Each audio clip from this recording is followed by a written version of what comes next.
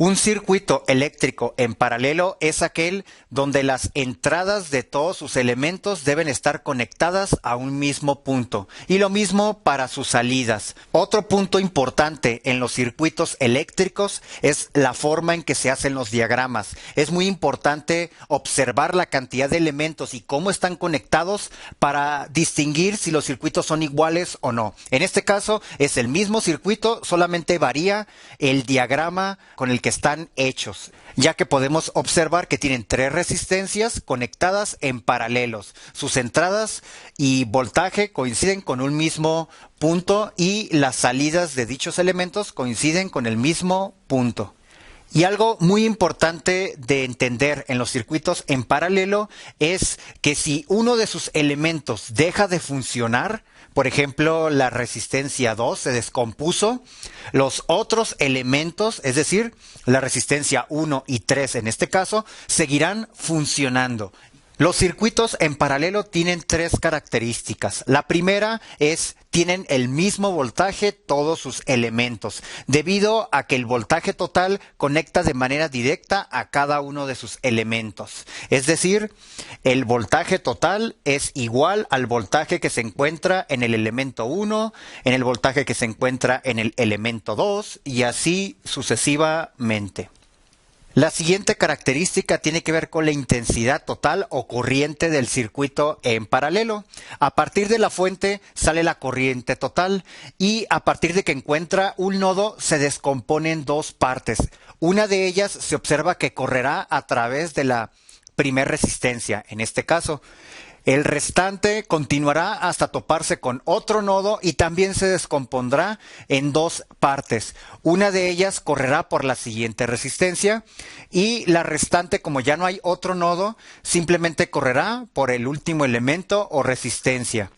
Y una vez que cada corriente haya pasado por las resistencias, entonces empezarán a juntar para volver a ser la corriente total del circuito. Entonces, la corriente total o intensidad será la suma de todas las corrientes individuales en cada uno de los elementos del circuito.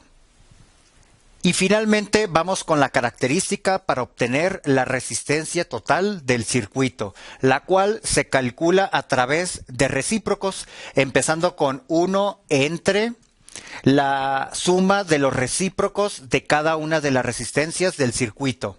Es decir, tenemos 1 entre R1 más 1 entre R2 más 1 entre R3 en este caso. Si hubiera más resistencias, continuaríamos con la suma de los recíprocos. Resolver el siguiente circuito que se observa que está conectado en paralelo, debido a que las entradas de cada uno de sus elementos comparte un mismo punto en común, que sería toda esta línea horizontal, y las salidas también comparten otro mismo punto en común. ¿Qué significa resolver el circuito? Hallar los elementos que hagan falta. Aquí el circuito general tiene un voltaje de 20 volts y entonces cada uno de sus elementos también tendrá el mismo voltaje de 20 volts. Así que ya conocemos, por ejemplo, del voltaje 1 son 20. En el caso del voltaje del elemento 2 también es 20 y el voltaje del elemento 3 es 20. Conocemos las resistencias también. En el caso de la resistencia 1 es de 10 ohms, la resistencia 2 es 5 ohms y la resistencia 3 en este caso es 4 ohms. Lo que nos hace falta es conocer la corriente en cada una de estas resistencias. Para esto necesito conocer la ley de Ohm. Aquí la voy a poner en forma de triángulo. De esta manera recomiendo aprenderla. Yo me la aprendí con la frase "Viva la reina Isabel". De esta manera ya está distribuida cómo se relacionan las variables. En este caso, la de intensidad es simplemente dividir el voltaje entre resistencia. Entonces vamos a dividir el voltaje que hay en ese elemento y la resistencia que tiene dicho elemento. Lo mismo para los otros casos, que serían voltaje 2 entre resistencia 2 y voltaje 3 entre resistencia 3. Realizando las operaciones tenemos voltaje 1 es 20 volts entre resistencia 1, 10 ohms. 20 entre 10 da 2 y la unidad de intensidad o corriente son amperes. Vamos con la siguiente, sería corriente 2, sería igual a 20 volts entre la resistencia 2. En este caso da 4, aquí me equivoqué, serían ohms, 4 amperes. Y finalmente la corriente 3 es igual a 20 volts entre 4 ohms. En este caso da 5 amperes. Por lo tanto, la corriente total del circuito es simplemente sumar las corrientes individuales de cada uno de sus elementos. En este caso tenemos 2 amperes más 4 amperes más 5 amperes, nos da 11 amperes.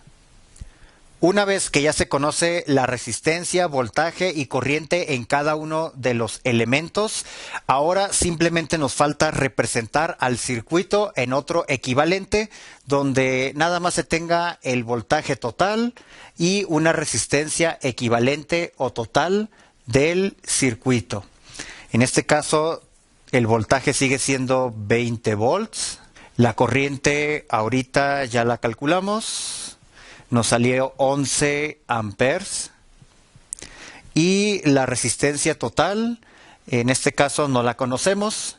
Si ya tenemos todos estos elementos, un camino fácil sería simplemente usar ley de Ohms, ya que tenemos voltaje y corriente, entonces es fácil conocer la resistencia de un circuito, la cual se calcula, en este caso resistencia total, sería dividir el voltaje total entre la corriente total, que ya las conocemos.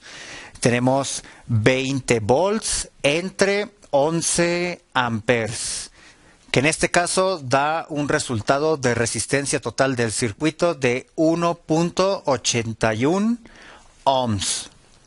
Y aunque ya se calcularon todos los elementos del circuito, es decir, ya se terminó, voy a calcular la resistencia total utilizando la fórmula para que observen que se llega a lo mismo. Entonces tenemos resistencia total es igual a 1 entre el valor de las resistencias. Voy a quitar las unidades para trabajar más fácil.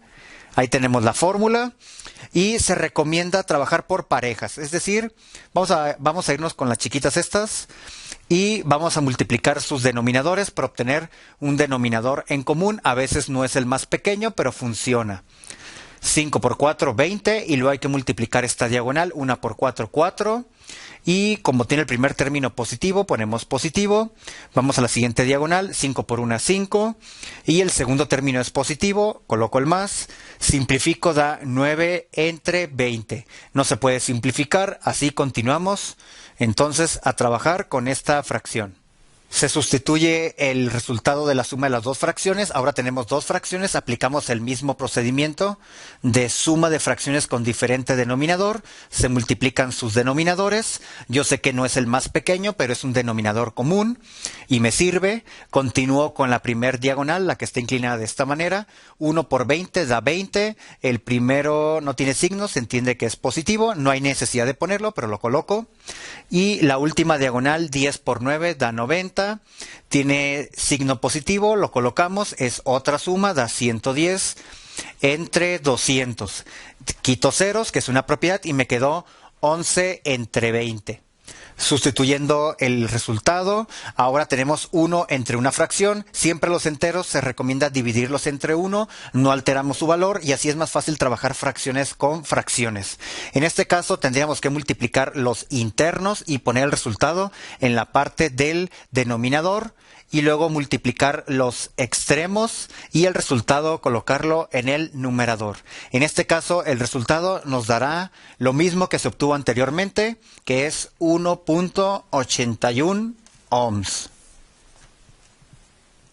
En conclusión, para resolver un circuito eléctrico en paralelo de manera sencilla, se recomienda obtener el voltaje e intensidad del circuito total o equivalente para poder utilizar la ley de Ohm y así calcular finalmente la resistencia total del circuito sin tener que utilizar la fórmula de resistencia con recíprocos. Así nos ahorramos mucho tiempo. Y al final se llega al mismo resultado.